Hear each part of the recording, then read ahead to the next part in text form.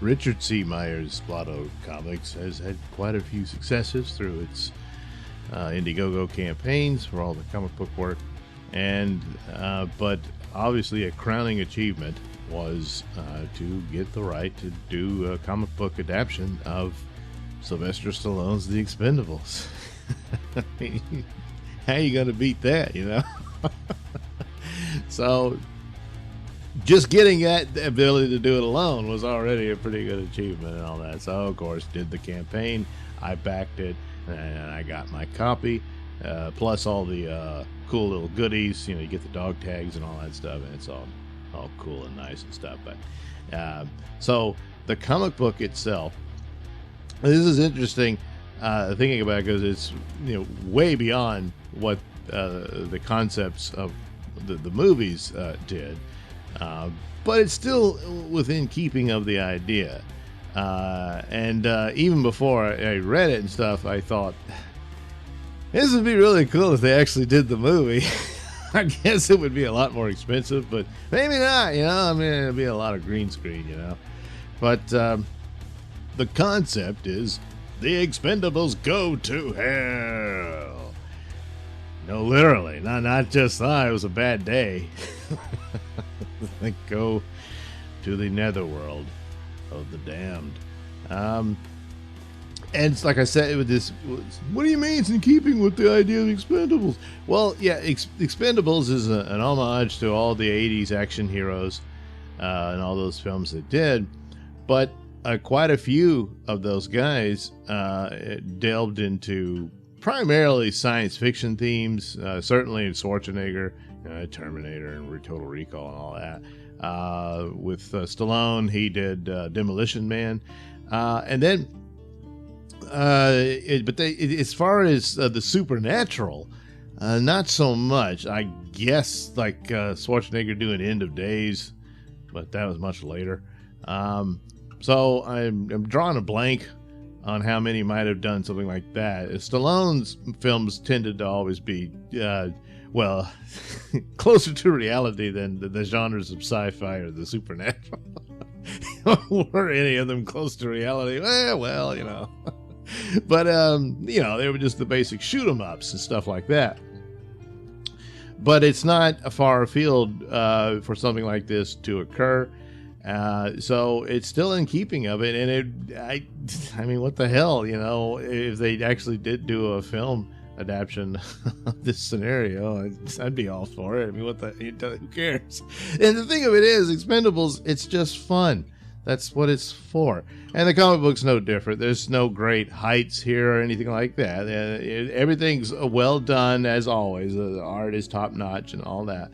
And it's very in keeping with the tone and sound of the Expendables and all that. And actually, a lot of ways with Meyer here, this easily could have been a Jawbreakers story. Just, you know, you throw in the superpowers, and you pretty much got the same story. But that's kind of what they are. Jawbreakers, they're sort of action movie characters and all that. But the overall concept is very reminiscent of a novel series some way back when. I only read I think I only read one of the books. I may have had two and just never got around to the other. You know, I was busy. But it was a series of books called Heroes in Hell, and that's basically it. You had all these historical figures in hell, and it's just a constant war, and they're vying for position and stuff like that. I've never heard that hell is anything like that, but yeah, you don't have much of a story if you just do the real hell where you just get tortured all the time. So that's basically the premise here. And they got a goal. They got to get to the mountain where Satan is and take him down and stuff like that. But the idea is, you die to go to hell.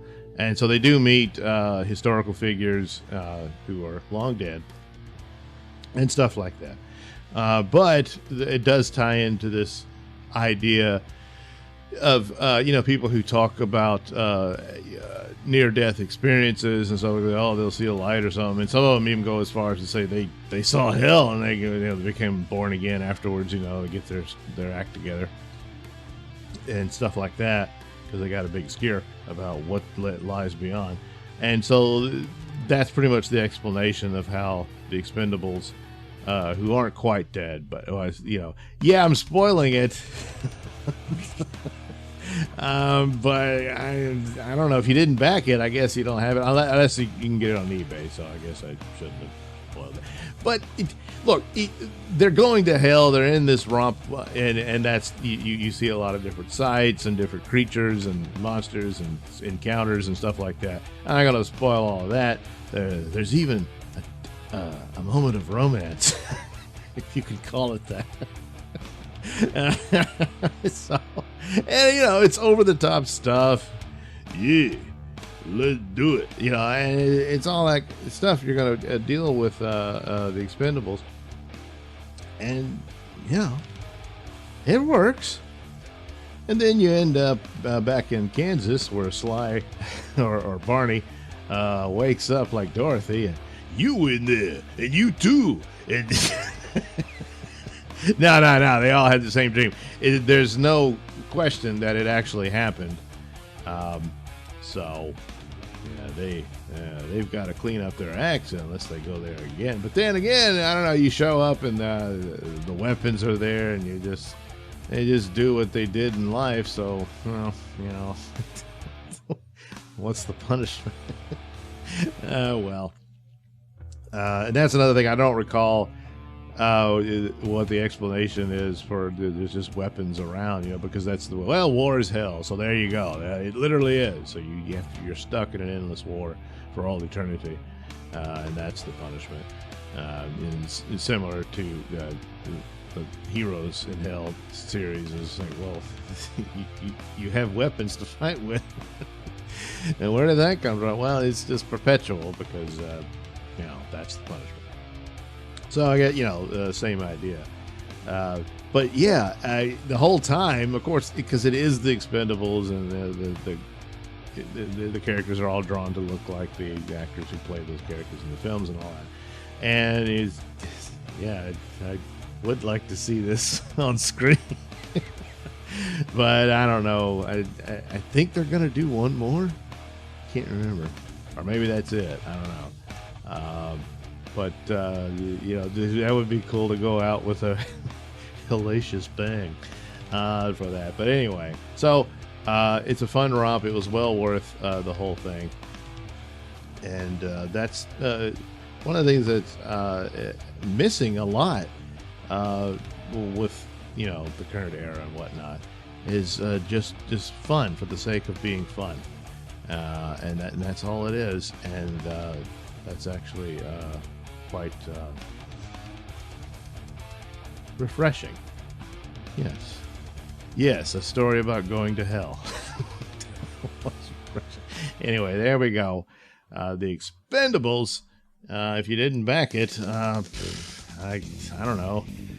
I guess check out eBay. There'll probably be some copies there. Or pay attention and follow Splato.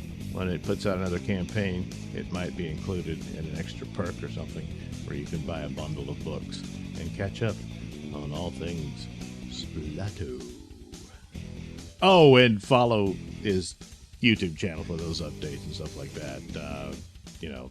Comics matter. Yeah. Formerly diversity in comics, but comics matter.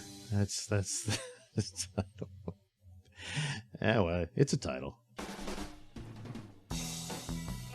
Thanks for watching and listening. Say, while you're still here, why not like and subscribe and share with your many friends? Yes. Also, check out my mini stores in the link description below. Yes, where you can get t-shirts, hats, mugs, all those goodies with my artwork on them. Oh, yeah. And head over to indieplanet.com and pick up a copy of my comic book, Night Night. Oh, yeah. You can also catch me at my podcast, Mr. Nailsin Show, on Radio Misfits, And you can also watch my videos on BitChute.com and now on Rumble.com. Oh my goodness, so many places to watch me and my stuff. Oh yeah. And if that's not enough for you, well, you can follow me on many social media platforms and say hi to your old pal, Mr. Nailsin.